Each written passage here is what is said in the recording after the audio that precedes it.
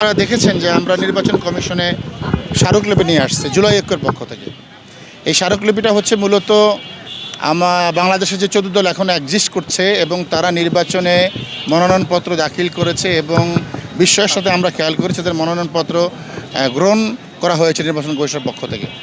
আপনারা ঠিকই আপনাদের মনে আছে, আশা করি আপনারা ভুলে যাননি, গত 2 বছর আগে এই জাতীয় পার্টির প্রধান, এই 14 দলের প্রধান বাংলাদেশের বাইরে আমাদের ইতিমধ্যে গুম কমিশনের রিপোর্ট এবং পিলখানা হত্যাকাণ্ডের রিপোর্ট অনুযায়ী যেই দেশটি আমাদের শত্রু রাষ্ট্র হিসাবে প্রমাণিত হয়েছে সেই রাষ্ট্রে তারা সফর করেছিল এবং সেখান থেকে ফিরে এসে তারা বলেছিল যে ইন্ডিয়ার অনুমতি ছাড়া কথা বলতে পারবো না।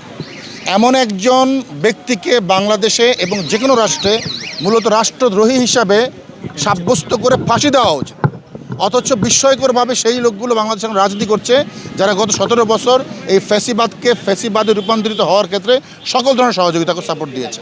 এই কারণে আমরা সংক্ষুব্ধ, গোটা বাংলাদেশের মানুষ সংক্ষুব্ধ এবং বিস্মিত, এবং সেই বিষয় থেকেই আমরা প্রথমে আন্দোলনের মাধ্যমে দাবি জানিয়েছি এবং এরপরে আপনারা জানেন যে ইতিমধ্যে জুলাই ঐক্যের পক্ষ থেকে আমি নিজে হাইকোর্টে রিট করেছি এবং রিটের জবাবে হাইকোর্ট রুল জারি করেছে এবং জবাব চেয়েছে যে কেন তাদেরকে নিষিদ্ধ করা হবে না।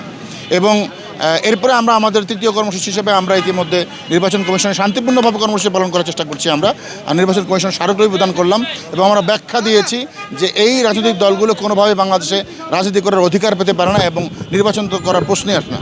সে জায়গা থেকে স্মারকলিপি প্রদান করেছি। আশা করি নির্বাচন কমিশন আমাদের সেই দাবি আমলে নেবে। আশা করি হাইকোর্ট থেকেও আমরা আশাব্যঞ্জক রায় পাবো এবং আমাদের আইনের প্রতি শ্রদ্ধা রয়েছে, আমাদের নির্বাচন কমিশনের প্রতি শ্রদ্ধা রাখতে চাই। কিন্তু আমরা কিছু জিনিস খেয়াল করছি, আপনারাও খেয়াল করেছেন হয়তো। আমি আমার জীবদ্দশায় দেখেছি যখনই নির্বাচন কমিশনের হাতে ক্ষমতা আসতো নির্বাচন করার জন্য এবং যখনই আর্মির হাতে আপনার ম্যাজিস্ট্রেসি পাওয়ার যেত, তখন আমরা সবাই দেখেছি সারা বাংলাদেশে একটা মানে অস্ত্র উদ্ধারের ঝনঝনানি শুরু হয়ে যেত। কিন্তু এবার আমরা এই প্রথম বিশ্বের সাথে খেয়াল করলাম যে এখন পর্যন্ত আর্মির হাতে ম্যাজিস্ট্রেসি পাওয়ার গিয়েছে, নির্বাচন কমিশন ক্ষমতা পেয়েছে, এখন পর্যন্ত কোথাও কোনো অবৈধ অস্ত্র উদ্ধার হচ্ছে না এবং সেটা খুবই বিস্ময়কর, খুবই মানে কি বলবো আমরা, খুবই আতঙ্কের বিষয়। এবং এইটা কি কোনো পরিকল্পিত বিষয় নাকি তা আমরা বুঝতে পারছি না। আগামী নির্বাচনকে বানচাল করার জন্য কিংবা নতুন কোনো স্যাবোটাজ ঘটানোর জন্য এটা করা হচ্ছে কিনা, এই ব্যাপারে আমরা খুবই শঙ্কিত এবং আমরা এই ব্যাপারে প্রশ্ন করতে চাই যে এখন পর্যন্ত কেন অস্ত্র উদ্ধার করা হচ্ছে না, যেখানে এই 5ই আগস্টের পরে প্রচুর অস্ত্র আমরা জানি হাইজ্যাক করা হয়েছে, প্রচুর অস্ত্র চুরি হয়েছে। সেখানে এইবার এই নির্বাচনে অন্তত আগের চাইতে অনেক বেশি অস্ত্র উদ্ধারে সচেষ্ট হওয়ার কথা ছিল নির্বাচন কমিশনকে এবং সেনাবাহিনীকে। আমরা সেটাও খুবই দুঃখের সাথে খেয়াল করেছি, এখন পর্যন্ত কোনো অস্ত্র উদ্ধার হয়নি এবং তারই ফল হিসাবে আমরা হারিয়েছি আমাদের প্রাণের ভাই বিপ্লবী, মহান বিপ্লবী শরীফ ওসমান হাদিকে, এবং তিনি একজন প্রার্থী ছিলেন।